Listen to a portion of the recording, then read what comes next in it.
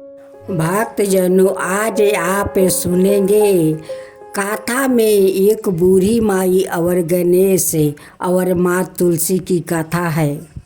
एक बुढ़िया माई थी। जो बुढ़िया माई अपना नाती के साथ रहती थी। एक पहाड़ के गुफे में बुढ़िया माई एक गाय का पोस रखी थी। बुढ़िया माई का गाय खूब सुंदर एक बछड़ा को जन्म दिया था। बुढ़िया माई श्रद्धा से अपना बछड़ा को गणेश कहकर बुलाती थी। बुढ़िया माई का नाती गाय को देखभाल करता था। बुढ़िया माई सुबह का दूध को सारा दूध में खीर बना देती थी। जब खीर तैयार हो जाता तो एक थाला में निकाल देती और कहती कि आजा गणेश, खीर तैयार है, खा जा। वो बछड़ा दौड़े दौड़े आकर बुढ़िया माई के पास वो खीर दे देती या बछड़ा खीर खाकर अपना माँ को पास वापस चला जाता। बुढ़िया माई सुबह उठकर अपना सारा काम कर लेती है। नहा धोआकर माँ तुलसी का पूजा कर लेती है। तब जाकर वो खीर बनाती है। उसी समय गणेश भगवान माता पार्वती के साथ उसी पहाड़ के ऊपर घूम रहे थे। बुढ़िया माई खीर बनाकर थाला में निकाल देती है और अपना गणेश को बुलाती है। कहती है कि आजा गणेश, खीर तैयार है, खा जा। गणेश को लगा कि इस बुढ़िया माई मुझे बुलाती है। गणेश अपना माता से कहते हैं कि माँ, तुम आगे चलो, मैं आता हूँ। उसी समय गणेश भगवान एक बूढ़ा का भेष धारण करते हैं। एक काख में झोली झूला लेते हैं और झोला लेकर हाथ में लाठी लेकर उस बुढ़िया के पास जाते हैं। जाकर देखते हैं कि बुढ़िया माई तो खीर बना कर राखी है और अपना बछड़ा के नाम गणेश राखी है। इस बछड़ा को गणेश कहकर बुलाती है और बछड़ा दौड़े दौड़े आकर खीर खाकर चला जाता है। खीर का गंध इतना अच्छा है तो खाने में कितना स्वादिष्ट होगा। बुढ़िया माई का काम करते हुए देखकर तुलसी माता का बुढ़िया माई पर बहुत दया आ जाता। वो कहने लगती कि बुढ़िया माई सुबह उठ कर हमारा पूजा करती है, इतना सेवा करती है, गाय को खीर बनाकर खिलाती है, इतना सारा काम अकेले करती है, क्यों ना मैं आकर इनकी सारे काम कर दूं। एक दिन माँ तुलसी सुबह आती है और बुढ़िया माई सो रही थी। उसी समय सारा काम करके चली जाती है। जब बुढ़िया माई का अंगी टूटा तो वो देखती है कि मेरे घर के तो सारा काम हो चुका है, आए कौन आकर कर जाता है। लगता है मेरे नाती ये सारे काम कर लेता है। नाती से कहती है कि बेटा, तू तो आज बहुत सुबह सुबह उठ गया और घर के सारा काम कर लिया। नाती कहता है कि नहीं नानी माँ, मैं तो अभी अभी उठी हूँ, मैं घर के काम कहाँ किया, नहीं किया। भेष रूपी गणेश जी कहते हैं कि ये तो काम आकर तुलसी कर जाती है। उस खीर को देखकर गणेश जी सोचने लगे कि मैं इस खीर को कैसे खाऊं, क्या करूं कि इस खीर को मैं खा सकूं। उस गणेश का दिमाग में एक ख्याल आया कि क्यों ना गाय माता का बछड़ा का रूप धारण करके और उस खीर को मैं जाकर खा लूं। उसका दूसरा दिन गणेश आकर उसी पहाड़ के ऊपर बैठा था और देख रहा था कि बुढ़िया माई खीर बना रही है। जब बुढ़िया माई का खीर तैयार हो गया और वो थाला में निकाल रही थी, तब गणेश जी कहने लगे कि चलो अब खीर तो खाना ही होगा। उसी गाय माता का बछड़ा का रूप धारण करते हैं और बुढ़िया माई जैसे बुलाती है कि गणेश आजा, खीर तैयार है, खा जा।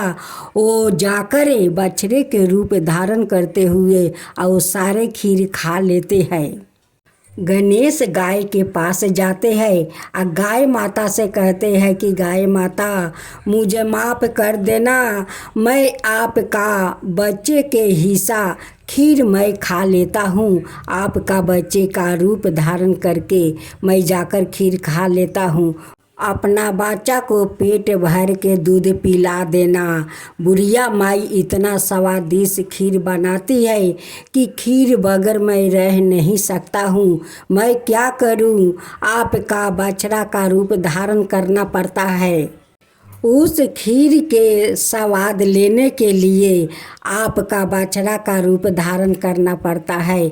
मैं ऐसे नहीं करूँगा तो वो बुढ़िया माई मुझे खीर नहीं देगी। तुलसी माता का गणेश जी का ये रूप अच्छा नहीं लगता था।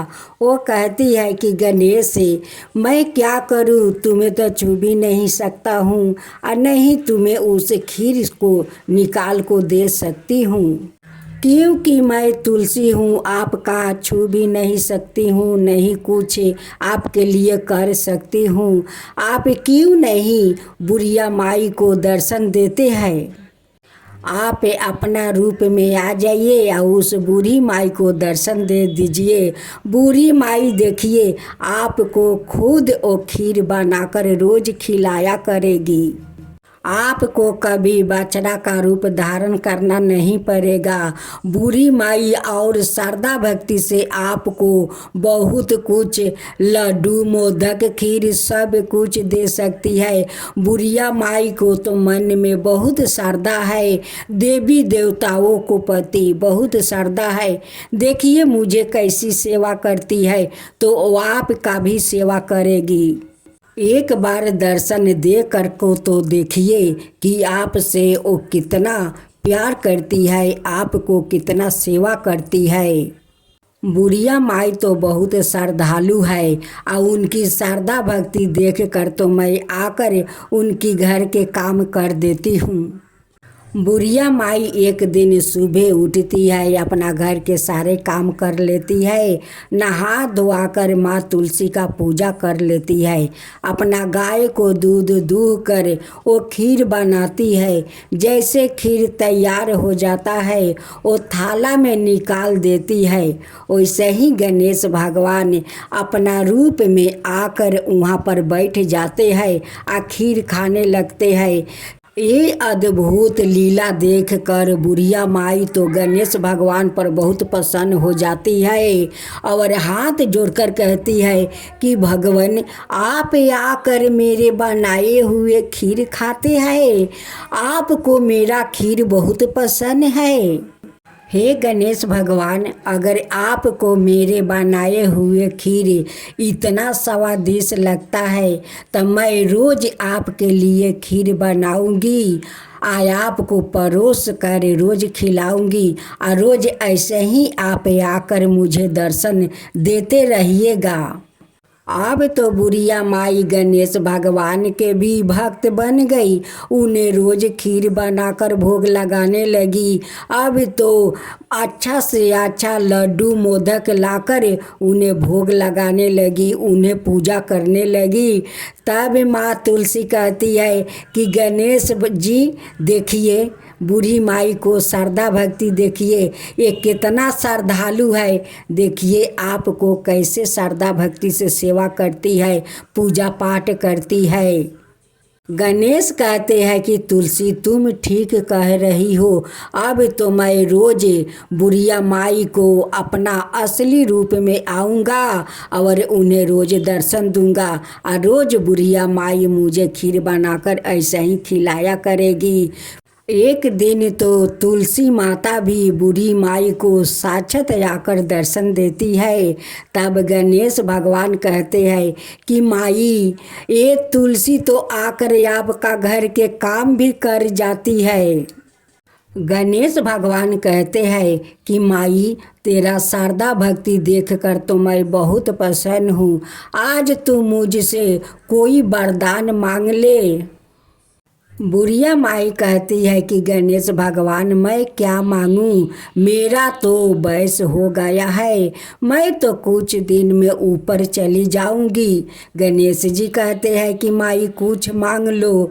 तब बुढ़िया माई कहती है कि हे गणेश भगवान, अगर कुछ देना चाहते हैं तो मुझे बैकुंठ धाम का आशीर्वाद दीजिए कि मैं बैकुंठ धाम जाऊं।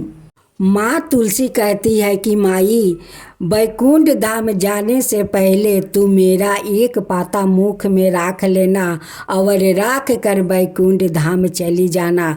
माँ तुलसी और गणेश भगवान अंतर्ध्यान हो जाते हैं। हे गणेश भगवान, हे माँ तुलसी, जैसे आप उस बुढ़िया माई पर आप कृपा किया वैसा ही सबका ऊपर कृपा कीजिए। हे तुलसी माता, हे गणेश भगवान, सबका ऊपर कृपा कीजिए। गणेश जी की जय हो, गणेश जी की जय हो, माता तुलसी की जय हो, माता तुलसी की जय हो। एक चौकी पर तुलसी का पौधा और दूसरी चौकी पर शालिग्राम को स्थापित करें। इसके बाद बगल में एक जल भरा कलश रखें और उसके ऊपर आम के 5 पत्ते रखें। तुलसी के गमले में गेरू लगाए और घी का दीप जलाए। फिर तुलसी और शालिग्राम पर गंगा जल का छिड़काव करे और रोली चंदन का टीका लगाए। भक्तजनों, आज आप सुने तुलसी और जलंधर की व्रत कथा। दैत्यराज कलनेमी की कन्या बिंदा का विवाह जलंधर से हुआ। जलंधर महाराक्षस था। अपनी साता के मध्य में चूरी उसने माता लक्ष्मी को पाने की कामना से युद्ध किया, परंतु समुद्र से ही उत्पन्न होने के कारण माता लक्ष्मी ने उसे अपना भाई के रूप में स्वीकार किया। वहाँ से पराजित होकर वो देवी पार्वती को पाने की लालसा से कैलाश पर्वत पर गया। भगवान देवाधिदेव शिव का ही रूप धारण कर माता पार्वती के समीप गया, परंतु माँ ने अपने योग बल से उसे तुरंत पहचान लेती है, वहाँ से अंतर्ध्यान हो जाती है। देवी पार्वती ने क्रोध होकर सारा वृत्तांत भगवान विष्णु को सुनाती है। जलंधर की पत्नी बिंदा अत्यंत पतिव्रता स्त्री थी। उसकी पतिव्रता धर्म की शक्ति से जलंधर ने तो ना मारा जाता है और ना ही पराजित होता है। इसलिए जलंधर का नाश करने के लिए बिंदा के पतिव्रता धर्म को भंग करना बहुत आवश्यक था। इसी कारण भगवान विष्णु ऋषि का भेष धारण करते हैं। वन में जा पहुँचे जहाँ बिंदा अकेली भ्रमण कर रही है। भगवान के साथ 2 मायावीर राक्षस भी थे, जिन्हें देखकर बिंदा भयभीत हो गई। ऋषि ने बिंदा के सामने पल में दोनों को भस्म कर दिया। उनकी शक्ति देखकर बिंदा ने कैलाश पर्वत पर महादेव के साथ युद्ध कर रहे अपने पति जलंधर के बारे में पूछा। ऋषि ने अपना माया जाल से 2 बांदर प्रकट किया। एक बांदर के हाथ में जलंधर का सिर था और दूसरे के हाथ में धैर्य था। अपने पति की यह दशा देखकर बिंदा मूर्छित होकर गिर पड़ी। होश में आने पर उन्होंने ऋषि रूपी भगवान से विनती की कि वो उसके पति को जीवित करे। भगवान ने अपनी माया से पूर्ण जलंधर का सिर धड़ से जोड़ दिया और सवाए भी वो उसी शरीर में प्रवेश कर गया। बिंदा को इस छल का तनिक भी आभास ना हुआ। जलंधर ने बने भगवान के साथ बिंदा पतिव्रता का व्यवहार करने लगी, जिससे उसका पतिव्रता भंग हो गया। ऐसे होते ही बिंदा का पति जलंधर युद्ध में हार गया। इस सारी लीला का जब बिंदा को पता चला तो उसने क्रोध होकर भगवान विष्णु को हृदयहीन शील होने का श्राप दे दिया। अपने भक्त के श्राप को भगवान विष्णु ने स्वीकार किया और शालिग्राम में पत्थर बन गया। दृष्टि के पालनकर्ता के पत्थर बन जाने से ब्रह्मांड में अंश तुलन की स्थिति हो गई। यह देख कर सभी देवी देवताओं ने बिंदा से प्रार्थना की, ओ भगवान विष्णु को श्राप से मुक्त कर दे। बिंदा ने भगवान विष्णु को श्राप तो दे दिया, सवाए आत्मदाह भी कर लिया। जहाँ बिंदा भस्म हुई वहाँ तुलसी का पौधा उग गया। भगवान विष्णु ने बिंदा से कहा, हे बिंदा, तुम अपने सतीव्रता के कारण मुझे लक्ष्मी से भी अधिक प्रिय हो गई हो। अब तुम तुलसी के रूप में सदा मेरे साथ रहोगी। जो मनुष्य भी मेरे शालिग्राम रूप के साथ तुलसी का विवाह करेगा, उसे इस लोक और परलोक में विपुल यश प्राप्ति होगा। ऐसी मान्यता है कि जिस घर में तुलसी होती है वहाँ यम के दूत भी असमय नहीं जा सकते। मृत्यु के समय जिसके प्राण मंजीरी रहती है, तुलसी और गंगा जल मुख में राख कर निगल जाते हैं, वो पापों से मुक्ति होकर वैकुंठ धाम को प्राप्ति होता है। जो मनुष्य तुलसी औलों की छाया में अपनी पितरों का श्राद्ध करता है, उसके पितरों मोक्ष को प्राप्ति हो जाते हैं।